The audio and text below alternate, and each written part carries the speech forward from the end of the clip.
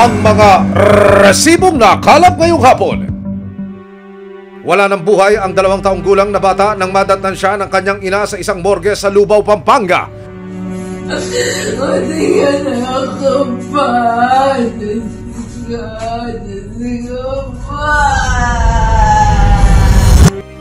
Ang away nila ng kanyang live-in partner na uwi sa pananaksak sa inosente niyang anak. Ay, di siya marunong. 3 versus 1. Yan ang nakot on cam na pambubuli di umano ng 3 estudyante sa isa nilang kaklase. Ang sigaw ng nanay ng biktima sa mga nanakit sa kanyang anak. Hindi kami magpapabayad. Ang issue ng pananakit na nangyari sa loob mismo ng eskwelahan, tinutukan ng resibo. Susunod, ang main suspect sa pagkamatay ng musmos naglaho raw ng parang bula nang dalhin na sa ospital ang mag-ina. Abangan mamaya. 3 versus 1. Yan ang nakot on cam na pambubuli di umano ng 3 estudyante sa isa nilang kaklase. Resibo, walang lusot ang may atraso. Resibo, walang lusot ang may atraso. Ano man reklamo, bibigyan tugon. Bawat hinaing at problema, hakanapan ng solusyon. Ito ang bago ninyo sandigan, hindi palalampasin ang mga tiwali at maling gawi. Dito, walang ligtas ang kabisado at lalong walang lusot ang may atraso. Dahil ang lahat, hakanapan natin ang resibo. Magandang hapon, ako po si Emil Sumangil. Away magkasintahan na uwi raw sa paranaksak ng lalaki sa anak ng kanyang kinakasama. Patay ang 2 taong gulang na musmos na tila napagbuntunan ng kanyang amain. Kaya naman, nagsagawa agad ang Lubao, Pampanga Police ng hot pursuit para madakipang umeskapo ng suspect. Naging saksi ang munting tahanan na ito sa matamis na pagsasama ni Harold Ramos at Bea Cunanan. Kasama nila ang mga anak ni Bea, kabilang ng unigo iho niyang si Bri Bri. Pero makalipas ang halos 1 taon ng pag-iibigan, Nasaan yung anak mo? Labas mo na! Wala nga sa akin, di ba? hindi inaasahan ni Bea na sa parehong tahanan magaganap ang karumal-dumal na pagsaksak kay Bri Bri. Nagsimula raw ang lahat ng kanilang pagtatalo nang pagdudahan ni Harold si Bea. Kasi daw nagtataka nga po daw siya dun sa send na chat na hindi nag-appear. Kala niya meron pang unang usapan. Doon na po siya nagalit. Lalo pa raw nang gigil sa inis si Harold nang sumabay sa bangayan nila ang walang tigil na pag-iyak ng 2 taong gulang na si Bri Bri. Ako po, sinusuntok niya ako, tapos nakayakap po ako sa anak ko. Iniilag ko po siya, kaso kahit po nakayakap ako, natatamaan pa rin po siya. Nang makita ang matinding galit ni Harold, agad siyang tumakbo palabas ng bahay para humingi ng tulong. Pagbalik ni Bea sa kanilang bahay, Tapos nung pumaabutan ko, yung anak ko iyak na po ng iyak, sinasaktan na nga po. susunod! Nagsagawa ng hot pursuit ang mga otoridad para matundo ng suspect. Sarang nga kaya tayo ni? Dandan lang. Sige lagi mo lang dyan. Sa cellphone video na ito, tila trumpong pinaikot-ikot ng 3 babaeng mag-aaral ang isa nilang kaklase.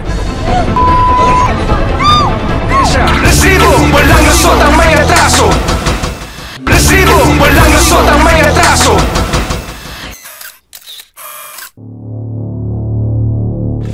Nasaan yung cellphone? Ano ba problema mo?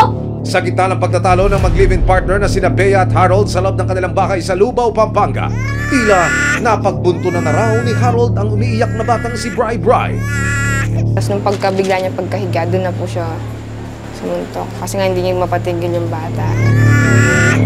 Matapos humingi ng tulong sa labas, bumalik daw si Bea sa kanilang bahay. Dito na raw niya naabutang wala nang malay ang kanyang anak. Nakatakbo po kami, kasama ko po yung anak ko, buhat ko. Nakapasok pa po kami sa loob ng bahay ng biyanan ko. Doon na po siya dumating na may dala na po ng kutsilyo. Tapos doon na po ako nagsisigaw ng, "Saklolo, tulungan niyo po kami." Nandilim daw ang paningid ng lalaki at nagsimula ng mangwasiwas ng palaksak. Nakita ko po kasi mismo. Tumagos po nga po dito sa kamay ko, kaya may sugat din ako dito. Nahawakan ko yung kutsilyo nung dumaretso din dito. Kasi pilit ko nga pong sinasagka para hindi siya maano. Yung hinaharangan ko po talaga. Agad tumawag ng tricycle si Bea para magpatakbo sa ospital sa Guagua, Pampanga. Pero dito na raw sila sinabihan ng mga doktor na ang kanyang 2 taong gulang na anak dead on arrival.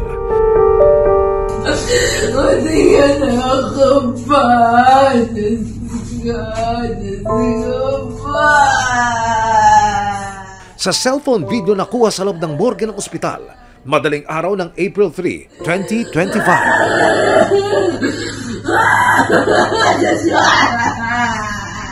Halos maglupasay na si Bea sa harapan ng wala ng buhay niyang anak. Uy! Uy!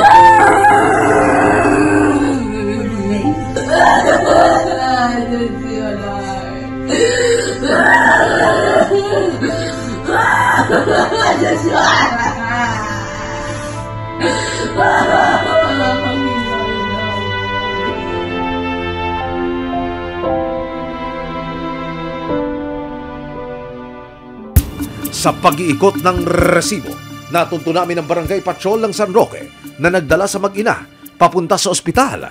Ayon sa kanya, duguan na raw ang bata nang isakay sa kanyang tricycle.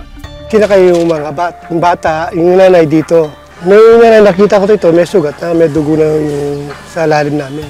Pero yung bata, nakita ko, labas na yung bituka. Pero di na gumagalaw. Ayon sa doktor na nagsagawa ng medical legal ni Bea at Bri, nagtamo si Bea ng 2 stab wounds o mga saksak sa kaliwang braso at kamay.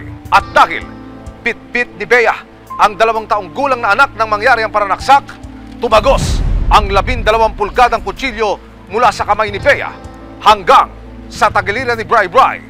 Nakalagay sa death certificate na stab wound o saksak sa kanang bahagi ng katawan ang ikinamatay ng bata. Ayon kay Bea, bigla raw naglaho si Harold nang dalhin sila sa ospital. Kaya ang Lubao Municipal Police nagsagawa ng hot pursuit sa loob ng 30 oras. Si Harold ang lumalabas na prime suspect sa mga sugat na natamo ni Bea at pagkamatay ng kanyang anak. Batay sa inisyal na impormasyon ng mga pulis, 2 lugar ang pwedeng pinagtaguan ng suspect. Wala pa sa 1 kilometro ang layo ng mga ito sa bahay ng mag-ina. Pero hindi siya nakita sa bahay ng kanyang kamag-anak hanggang sa isang tip ang natanggap ng mga otoridad noong alas 11 ng umaga ng April 4, 2025. Si Harold nakikituloy raw sa bahay ng kanyang tiyuhin. Doon po tayo pupunta kasi yun din ang sinabi ng mga kapitbahay na posibleng pagtaguan niya na malapit sa lugar. Hindi na nag-aksaya ng oras sa mga otoridad at agad nilang nilusob ang di umano'y pinagtataguang bahay.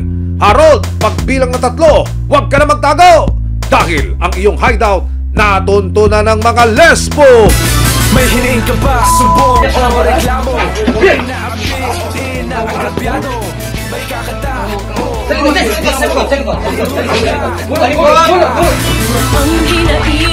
may solusyon. Nang madata ng mga pulis ang suspect, mukhang katatapos lang mananghalian. Ano pangalan mo? Harold Ramos, ha? Harold, lasapin mo na yan dahil sa kulungan na ang iyong diretsyo! May karapatan ka manahimik, no? Inaaresto kita sa kasalang pagpatay. May karapatan ka manahimik. Lahat na sasabihin mo, pwedeng gamitin laban o pabor kayo. Cheers mo. Matapos basakan ang kanyang mga karapatan, hinalughog ng Lubao Police ang kanyang bitbit na bag. Laking gulat nila nang tumambad mula sa kanyang sling bag ang isang granada. Dandan lang. Ilagay mo lang dyan. Baba ko na. Yan. Granada. Agad dinala sa Lubao Municipal Police ang suspect, pati na rin ang kanyang tiyuhin. Yung may-ari ng bahay. Sige. May-ari ng bahay. Sharon, ano mo yun? Nakaharap siya sa kasong homicide para sa pagkamatay ni Bri. Nakaparayam ng resibo si Harold, pero tila walang imik at nanginginig pa sa takot. Pero maya-maya pa, nasa gilid na si Bea na nag-aabang na pala sa paghuli sa dating kinakasama. Ano bang nangyari sir? Ba't magpang sa ganito sir?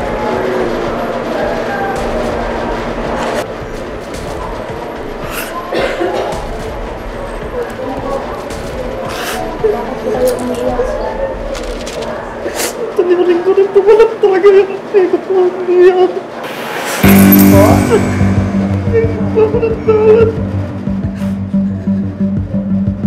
Pero si Bea hindi makukuha sa sorry mo, Harold!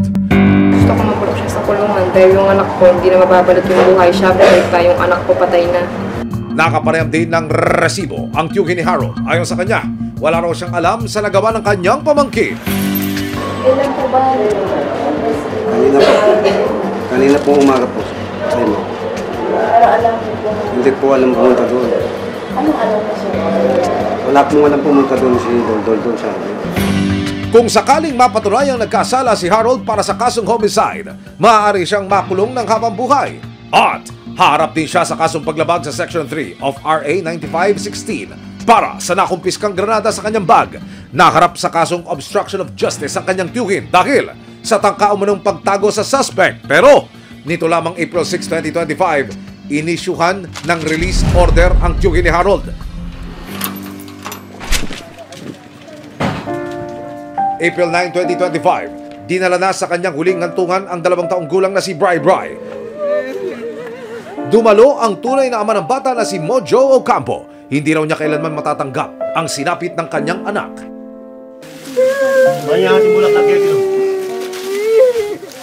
Huwag siyang mag-alala, ma'am. Paglalabong ko talaga, ma'am, hindi ko i-atras yung kaso yun, ma'am. Tsaka managot na dapat yung mga mananagot. Mga gumawa sa kanya, ma'am.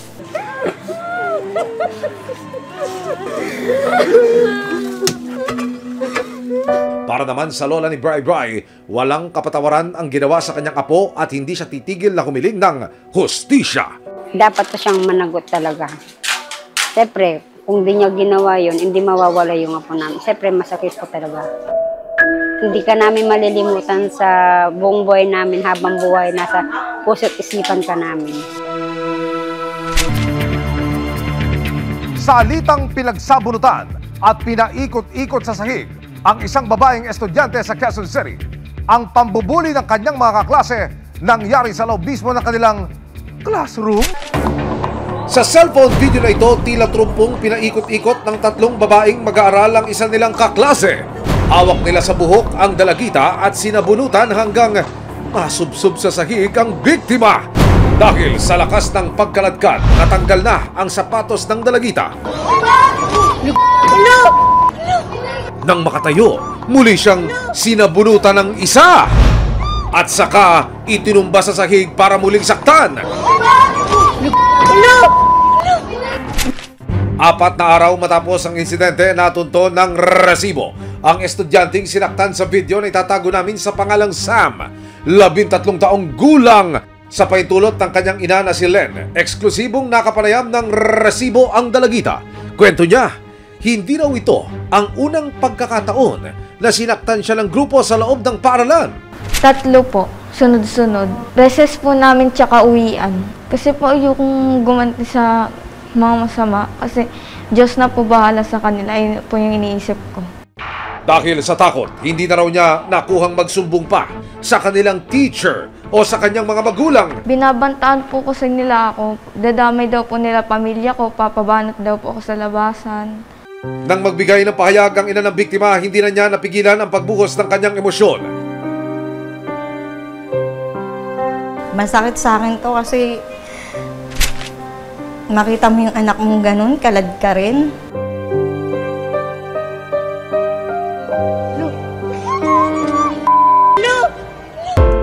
Sa pagnanais na maresolba ang insidente, ipinatawag ng paaralan ang mga magulang ng mga batang sangkot sa away. Gusto nung mangyari ng guidance na ano lang yung counseling kasi meron daw tayong sinusunod kasi mga minor. Pagkatapos daw ng inorganisang pagpupulong ng paaralan para sa mga magulang at mga estudyanteng sangkot sa gulo, sinabing counseling daw at community service ang ipapataw na sanction sa 3 estudyante. Isa sa ilalim din daw si Sam ng counseling. Ngayon, ang ginawa nila, sasagutin naman daw nila yung pagpapagamot ng anak ko. Ako, gusto ko lang naman mapacheck up na yung anak ko. Yun na yung gusto ko talaga kasi hindi nawawala yung sakit ng ulo niya eh. April 7, sinamahan ng resibo ang mag-inang sa Quezon City Protection Center. Sumailalim sa isang closed-door interview si Sam, kasama ang social worker ng nasabing center. Sa tulong ng resibo, sinuri si Sam ng isang neurologist para makita ang kanyang kalagayan. So, ang ginawa natin, ang tawag po doon, neurological examination. Ngayon, yung examination ko, wala naman po ako nakitang major red flags in terms of abnormalities sa kanyang neurological examination. Isa ko pang concern, maliban sa trauma sa ulo, yung trauma sa psychologic trauma na sustain ni Sam. Kailangan ng intervention, ng psychologic o psychiatric intervention. Sa datos ng Department of Education noong 2020 hanggang 2021, nasa 5,683 ang bilang ng insidente ng bullying sa iba't ibang paaralan sa bansa. Nitong 2021 hanggang 2022, tumaas ito sa 17,510 dahil dito, binansagan ng Program for International Student Assessment o PISA ang Pilipinas na bullying capital ng mundo. April 8, nagsagawa ng public hearing ang Senate Committee on Basic Education. Ipinatawag ang mga opisyal ng Bagong Silangan High School at iba pang mga paaralan para bigyan sila ng pagkakataon na talakayin ang kanilang anti-bullying policy. 2018, top-notcher tayo sa bullying. 2022, top-notcher tayo sa bullying. Seems to me that we're not doing enough, and I don't want this to happen again in the next PISA round, which is actually this year.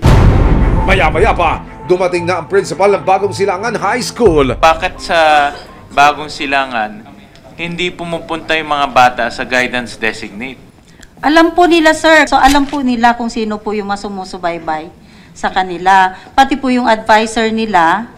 Tinanong ng Senado ang isa sa mga kawani ng Philippine Guidance and Counseling Association kung ano ang nakikita nilang solusyon sa paglaganap ng bullying sa mga paaralan. Nagsisimula ang bullying in most of the evidence-based researches because of contempt. So, ibig sabihin ng contempt is a powerful feeling of dislike to a person. Marami pong character strengths program na pwede natin gamitin because the formation of values is not just from 0 to 12 but 12 to 18 is the formation of ethical value. Pero sa gitna ng mga rekomendasyon ng counseling at emotional assessment para sa mga mag-aaral, nagpaalala ang Senado tungkol sa pananagutan ng pamilya ng mga napatunayang nambuli sa kapwa mag-aaral. May civil liability, so they can pay for damages, they can pay for the medical expenses, lawyers, etc.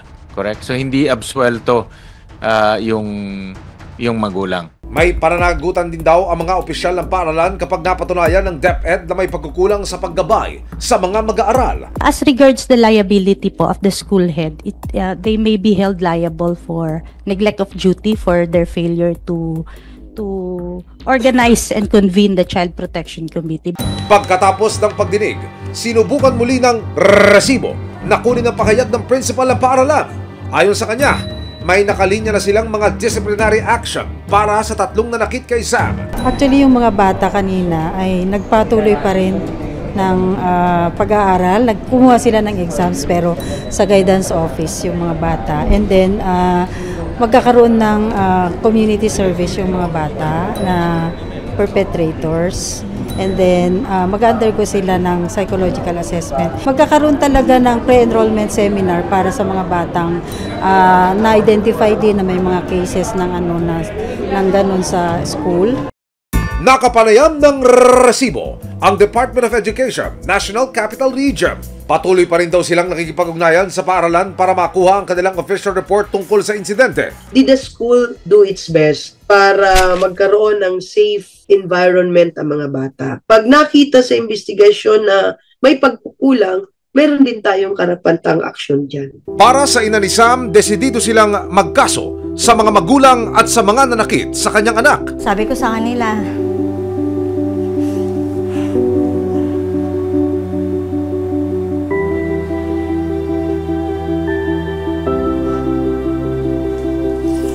sa anak nila mangyari yun, ang mararamdaman nila. Hindi ako magpapaareglo. Kung yung anak ko na nagpatawad sa mga kaklase niya, ako hindi. Pwede ko naman po ibalik yung binigay nila sa akin na halagang 500 sa isang nanay. Yung binigay ng school na 1,000. Pwede ko naman po ibalik yun. Basta hindi po ako aatras. Ayon sa Juvenile Justice and Welfare Council, hindi pa rin daw dapat kalimutan ang pagpapanagot sa kabataan. Ang mangyayari ngayon ay ibang klase ang accountability na gagawin sa kanya. Yung unang-una na accountability ay disciplinary measures galing sa school.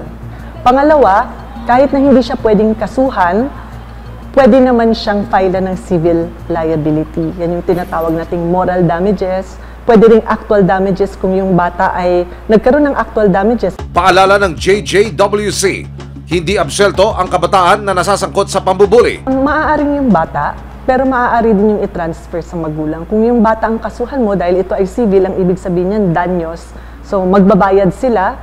Of course, hindi natin sinasabi na yung perang yun ay equivalent na yun sa talagang compensation. Kung hindi, ito ay pagpapakita na tinatry nilang i-repair yung harm na nangyari. Ang paaralan ang itinuturing na pangalawang tahanan ng mga kabataan.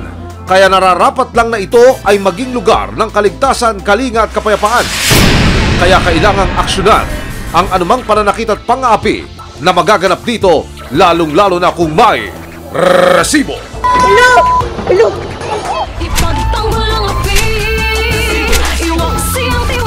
Sama-sama nating ituwid ang tiwali at baluktot, itakwil ang maling gawi at modus na bulok. Walang ligtas ang kabisado at lalong walang lusot ang may atraso. Dahil ang lahat, hahanapan natin ang resibo. Hanggang sa muli, ako po si Emil Sumangil. May ebidensya, resibo, walang lusot ang may atraso.